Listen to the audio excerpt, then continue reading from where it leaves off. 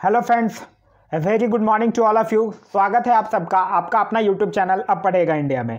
आज हम लोग एनटीपीसी एग्ज़ाम का जो सीरीज टेस्ट पेपर स्टार्ट किए हैं उसमें आज आगे बढ़ते हुए आज हम लोग देखेंगे प्रैक्टिस सेट नंबर 2।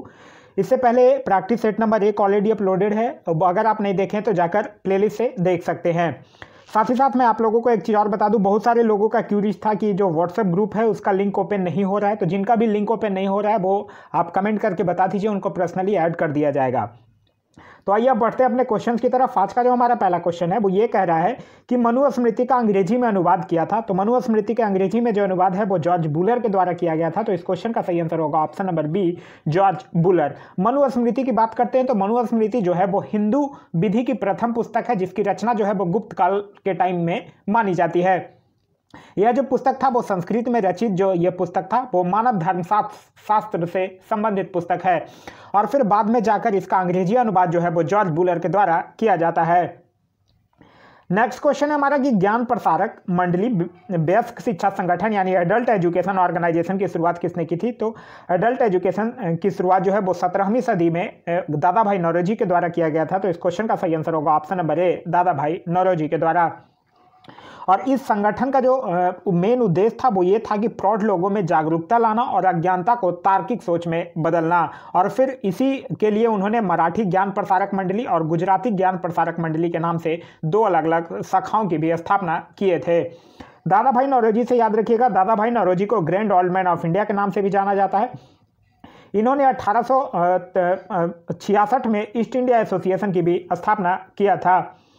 नेक्स्ट है हमारा कि भारत माता की प्रसिद्ध तस्वीर भारतीय राष्ट्रीय आंदोलन के दौरान निम्न में से किसने बनाई थी। तो ये बनाया था रविंद्रनाथ टैगोर के द्वारा। और कब बनाया गया था? स्वदेशी आंदोलन जब 1905 में हुआ था उस समय। तो इस क्वेश्चन का जो सही आंसर होगा वो होगा option number A, Rabindranath Tagore के द्वारा।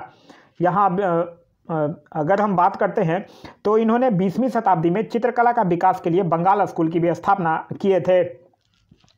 नेक्स्ट हमारा इनमें से कौन स्वतंत्रता सेनानी ने जेल की दीवारों पर महाकाव्य कमला लिखा था। तो महाकाव्य कमला जो है वो बिना दामोदर सावरकर के द्वारा लिखा गया है। तो इस क्वेश्चन का सही आंसर होगा option number B, B D Savarkar के द्वारा। जब ये सेलुलर जेल में थे अंडमान निकोबार में, जब इनको काला पानी का सजा हुआ था, उसी के दौरान ये रचना इन्होंने किया था। बीडी सावरकर से एक चीज़ याद रखिएगा, इन्होंने 1904 में अभिनव भारत संस्था की भी स्थापना किए थे। नेक्स्ट है हमारा 2005 में अहिंसक क्रांतियों की श्रृंखलाओं ने जॉर्जिया, यूक्रेन और किर्गिस्तान एवं लेबनान में सरकारों को उखाड़ फेंका था। तो ये फेंका था जिसको हम लोग रंग क्रांति या रंगीन क्रांति के नाम से जानते हैं। तो इस क्वेश्चन का सही आंसर होगा ऑप्शन नंबर सी, रंगीन क्रांति। और इस क्रांति का उद्देश्य था कि इसके माध्यम से निरंकुश सत्ता को शांतिपूर्ण प्रदर्शन के माध्यम से हटाना था। नेक्स्ट है हमारा कि चीन की विशाल दीवार यानी ग्रेट वॉल ऑफ चाइना के निर्माण का श्रेय किसको जाता है। तो ये जो ग्रेट वॉल ऑफ चाइना था ये उत्तरी हमलावरों से रक्षा करने के लिए बनवाया गया था, और इसका जो निर्माण है वो 220 से लेकर 206 ईसा पूर्व में चीन के सम्राट क्वीन शी हुआंग के काल में हुआ था। तो इस क्वेश्चन का जो सही आंसर होगा वो होगा option number A, queen she Huang. और इसकी जो कुल लंबाई है वो है 6400 किलोमीटर। नेक्स्ट हमारा भारत में केंद्र शासित प्रदेश के प्रशासनिक प्रमुख को क्या कहा जाता है। तो भारत में केंद्र शासित प्रदेश के प्रशासनिक प्रमुख को या तो उपराज्यपाल या प्रशासक के नाम से जाना जाता है। अगर हम बात करते हैं उपराज्यपाल की या प्रशासक की, तो अनुच्छेद 239 के आधार पर केंद्र शासित प्रदेश में जो उपराज्य या प्रशासक होता है उसकी नियुक्ति जो है वो राष्ट्रपति करता है। नेक्स्ट हमारा भारतीय संविधान के भाग 5 में अनुच्छेद ब्लैंक सर्वोच्च न्यायालय के गठन, स्वतंत्रता, शक्तियों और अधिकार क्षेत्र और प्रक्रियाओं का वर्णन करता है। तो ये कितना करता है? अनुच्छेद 124 से लेकर 147 तक। तो इस क्वेश्चन का सही आंसर होगा ऑप्शन नंबर ए। और अनुच्छेद 124 में क्या है? अनुच्छेद 124 के आधार पर ही उच्चतम न्यायालय का गठन किया गया था। ये जो भाग 5 की अगर हम लोग बात करते हैं तो भाग 5 जो है वो अनुच्छेद 52 से लेकर 151 तक है। इसमें कुल 100 अनुच्छेद शामिल हैं, और ये जो है वो संविधान का सबसे बड़ा भाग है। नेक्स्ट है हमारा आईपीसी का पूरा नाम क्या है। तो आईपीसी के पूरा नाम की अगर बात करते हैं तो यह है इंडियन पैनल कोड, जिसको कि हम लोग बोलते हैं भारतीय दंड संहिता। तो इस क्वेश्चन का सही आंसर होगा option number B, Indian Penal Code है, यहाँ पे लिखा हुआ है, सॉरी पब्लिक कोड, ये इंडियन पैनल कोड होगा। तो इस क्वेश्चन का हाँ यहाँ देखिए ऑप्शन नंबर सी, भारतीय पैनल कोड जो होगा वो सही आंसर होगा, जिसको कि हम लोग भारतीय दंड संहिता के नाम से जानते हैं। और इसका निर्माण कब किया गया था? 1860 के टाइम में इसका निर्माण जो है वो किया गया था। एक चीज़ याद रखिएगा कि ये जो भारतीय पैनल कोड है या भारतीय दंड संहिता, ये भारत के अंदर भारत के किसी भी नागरिक के द्वारा किए गए अपराधों की परिभाषा व दंड प्रावधान के बारे में बतलाता है। ये जो आईपीसी है ये भारतीय सेना पर प्रभावी नहीं होता है, ये एक चीज याद रखिएगा। नेक्स्ट क्वेश्चन हमारा क्वेश्चन नंबर 10 कह रहा है जॉर्ज लेमेत्रे का संबंध किस क्षेत्र से जुड़ा हुआ है। तो जॉर्ज लेमेत्रे का जो संबंध है वो बिग बैंग महाविस्फोट सिद्धांत से जुड़ा हुआ है, क्योंकि ब्रह्मांड की उत्पत्ति से संबंधित जो है बिग बैंग सिद्धांत, जिसको कि महाविस्फोट सिद्धांत के भी नाम से जाना जाता है, उसी के ये प्रतिपादक थे। ये बेल्जियम के खगोलविद हैं ये, जिनका नाम है जॉर्ज लेमात्रे। और इन्होंने ही यह बतलाया था कि जो गुरुत्वाकर्षण बल के कारण जो है वो सभी आकाशीय पिंड क्या हो रहे हैं, आपस में जुड़ने लगे हैं। और जुड़ते हुए आकाशीय पिंड में अत्यधिक ऊर्जा के प्रसार के कारण क्या होता है, विस्फोट होता है, और यही विस्फोट से फिर ब्रह्मांड की उत्पत्ति होती है। नेक्स्ट है हमारा क्वेश्चन नंबर 11 कह रहा है पृथ्वी सतह में पाया जाने वाला दूसरा सर्वाधिक प्रचुर तत्व कौन सा है। तो दूसरा सर्वाधिक पूछ रहा है, पहला तो है ऑक्सीजन लगभग 46.80%, और दूसरा है सिलिकॉन जो कि है 27.72%। फिर तीसरे नंबर की अगर बात करते हैं तब आ जाएगा एल्युमिनियम, फिर आ जाएगा लोहा। तो यहाँ दूसरे की बात कर रहा है, तो जो हमारा सही आंसर होगा वो होगा option number B, silicon. Next हमारा बेलोडा रेगिस्तान किस देश में स्थित है। तो ये बलेडो है, बलेडो रेगिस्तान किस देश में स्थित है। तो ये जो है वो पोलैंड में स्थित है। तो इस क्वेश्चन का जो सही आंसर होगा वो होगा ऑप्शन नंबर डी, पोलैंड में। एक चीज़ याद रखिएगा, यह जो रेगिस्तान है इसका निर्माण जो है वो प्राकृतिक कारण से नहीं बल्कि मानवीय गतिविधियों के कारण हुआ है, और ये जो है मात्र 32 वर्ग किलोमीटर में फैला हुआ है। नेक्स्ट हमारा अर्थशास्त्र में बहुत गहरी, लंबी और दर्दनाक मंदी किस नाम से जाना जाता है। तो देखिए, जब किसी भी अर्थव्यवस्था में उत्पादन एवं अधिकता और जनता की जो क्रय शक्ति है उसमें अगर लगातार कमी होने लगे या 3 महीना तक लगातार जीडीपी में ऋणात्मक वृद्धि हो जाए तो उसको हम लोग क्या बोलते हैं, मंदी कहते हैं। और जब मंदी लंबी हो जाए, लंबी या गहरी हो जाए, तब उस अर्थव्यवस्था को हम लोग क्या कहते हैं, अवसाद कहते हैं। तो इस क्वेश्चन का सही आंसर होगा ऑप्शन नंबर ए, अवसाद। जो बढ़ती हुई बेरोजगारी है ये मांग और पूर्ति को प्रभावित करती है, जिसमें नागरिकों का अवसाद जो है वो बढ़ता है। नेक्स्ट हमारा कि व्यक्तिपरक धारणा द्वारा परिभाषित एक क्षेत्र जो मुख्य स्थान की विशेषताओं से संबंधित भावनाओं और छवियों को प्रतिबिंबित करता है, उसे क्या कहा जाता है। तो उसे क्या कहा जाता है, अवधारणात्मक क्षेत्र कहा जाता है। तो इस क्वेश्चन का सही आंसर होगा ऑप्शन नंबर बी। अवधारणात्मक क्षेत्र जो होता है, एक अवधारणा क्षेत्र जो होता है वो इस क्षेत्र में रहने वाले लोगों की साझा भावनाओं और व्यवहारों पर आधारित होता है। नेक्स्ट हमारा कि म्यूरल पेंटिंग्स में भारत का विकास कब तक हुआ था। तो म्यूरल पेंटिंग्स की अगर बात करते हैं, जिसको हम लोग भित्ति चित्र कहते हैं, इसका विकास जो है वो 2री शताब्दी ईसा पूर्व से प्रारंभ होता है। तो इस क्वेश्चन का सही आंसर होगा ऑप्शन नंबर ए, 2री शताब्दी से ईसा पूर्व से 10वीं शताब्दी। आप लोगों को याद होगा कि जो हड़प्पा काल में भी जो है वो यही भित्ति चित्र का उदाहरण जो होता है वो मृदभांड पे मिलता है। और फिर नवपाषाण काल में भी अगर गुफा की बात करते हैं तो जो अजंता की गुफा है उस पर भी भित्ति चित्र का ही उदाहरण मिलता है। नेक्स्ट हमारा निम्न में से कौन सी मात्रा और उसका एसआई मात्रक सही रूप से सुमेलित नहीं है। देखिए, फ्रीक्वेंसी हर्ट्ज सुमेलित है, प्रेशर पास्कल सुमेलित है, मैग्नेटिक फ्लक्स टेस्ला ये सुमेलित नहीं है, क्योंकि मैग्नेटिक फ्लक्स या चुंबकीय फ्लक्स का जो एसआई इकाई होता है वो वेबर होता है। बात करते हैं चुंबकीय फ्लक्स की, तो चुंबकीय क्षेत्र में रखी हुई किसी सतह से लंबवत गुजरने वाली जो कुल चुंबकीय रेखाओं होती है उस सतह का क्या कहलाता है, चुंबकीय फ्लक्स कहलाता है। नेक्स्ट हमारा एक गतिशील वस्तु अनिवार्य रूप से प्राप्त करती है। तो एक गतिशील वस्तु जो है वो अनिवार्य रूप से क्या प्राप्त करेगी, गतिज ऊर्जा यानी काइनेटिक एनर्जी। तो इस क्वेश्चन का सही आंसर होगा ऑप्शन नंबर ए, गतिज ऊर्जा। किसी वस्तु की जो गति के कारण जो ऊर्जा होती है, जो कार्य करने की क्षमता होती है, उसे ही हम लोग क्या कहते हैं, गतिज ऊर्जा कहते हैं। और गतिज ऊर्जा का क्या होता है formula, kinetic energy equal to ½ mv²। और अगर हम बात करते हैं पोटेंशियल एनर्जी की, तब फॉर्मूला होता है mgh। नेक्स्ट हमारा कि एक ब्लॉटिंग पेपर स्याही किसके द्वारा सोखा जाता है। तो ये किसके द्वारा, कोशिका क्रिया, जिसको कि हम लोग केशिकत या फिर कैपिलरिटी के नाम से जानते हैं। तो इस क्वेश्चन का सही आंसर होगा ऑप्शन नंबर बी। केश का नली में जो द्रव का ऊपर चढ़ना या नीचे उतरना जो होता है वो ये केशिकत तत्व के कारण ही होता है। और जैसे कि आप लोग लालटेन या लैंप में बत्ती में जो तेल ऊपर चढ़ता है वो भी इसी का उदाहरण है। पेड़ पौधों की शाखाओं में जो खनिज लवणों का संचरण होता है वो भी इसी का उदाहरण है। नेक्स्ट है हमारा कि किसी माध्यम में एक कण 2.5 सेकंड में 40 कंपन पूर्ण करता है तो तरंग की आवृत्ति होगी। तो देखिए, यहाँ टाइम दिया हुआ है 2.5 सेकंड और कंपन दिया हुआ है कितना, कंपन दिया हुआ है 40, यानी 2.5 सेकंड में वो 40 दोलन करता है। तो 1 सेकंड में कितना करेगा, 40 अपॉन में 2/5 यानी कि 16। तो इसका जो आवृत्ति होगा वो कितना होगा, 16 हर्ट्ज होगा। तो इस क्वेश्चन का सही आंसर होगा ऑप्शन नंबर ए। नेक्स्ट हमारा निम्न में से किस उपकरण में केवल उत्तल लेंस का प्रयोग होता है? तो उत्तल लेंस का प्रयोग जो होगा वो सिर्फ और सिर्फ माइक्रोस्कोप में होगा, क्योंकि कार्ड हेडलाइट की अगर बात करते हैं, फ्लैशलाइट और बायोस्कोप ये सब में किसका उपयोग होता है? कार्ड हेडलाइट हो गया, फ्लैशलाइट हो गया, ये दोनों में किसका उपयोग होगा? अवतल दर्पण का उपयोग होता है। यहाँ बात कर रहा है उत्तल लेंस की, तो इस क्वेश्चन का जो सही आंसर होगा वो होगा ऑप्शन नंबर सी, माइक्रोस्कोप। उत्तल लेंस और अवतल लेंस से याद रखिएगा, उत्तल लेंस की जो क्षमता होती है वो धनात्मक होती है और अवतल लेंस की जो क्षमता होती है वो ऋणात्मक होती है। नेक्स्ट हमारा कि मिश्रण प्रकृति में क्या हो सकता है? तो मिश्रण जो है वो समांगी मिश्रण भी हो सकता है और विसमांगी भी हो सकता है, मतलब हेट्रोजीनियस भी हो सकता है और होमोजीनियस भी हो सकता है। तो इस क्वेश्चन का जो सही आंसर होगा वो होगा ऑप्शन नंबर सी।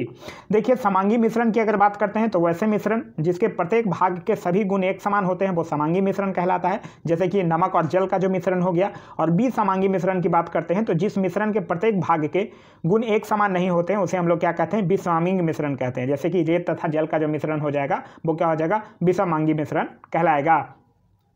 नेक्स्ट है हमारा कि यदि आप एक दर्पण में देखते हैं और पाते हैं कि छवि आपका जो मतलब आपका जो परावर्तन है वो आपसे छोटा है, तो दर्पण का प्रकार क्या होगा? तो दर्पण का प्रकार क्या होगा?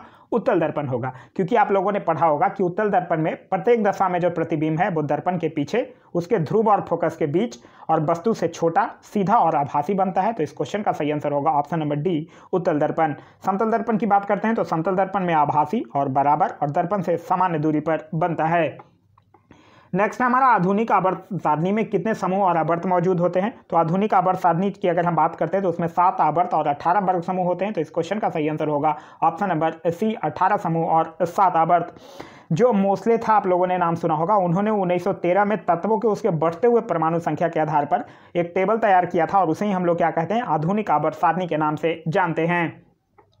नेक्स्ट हमारा इनमें से कौन सी गैस जो है वो अजनबी गैस कहलाती है? तो अजनबी गैस हम लोग कहते हैं जेनॉन को। जेनॉन क्या है? एक अक्रिय गैस है जिसे कि हम लोग अनोखा गैस या अजनबी गैस के नाम से जानते हैं।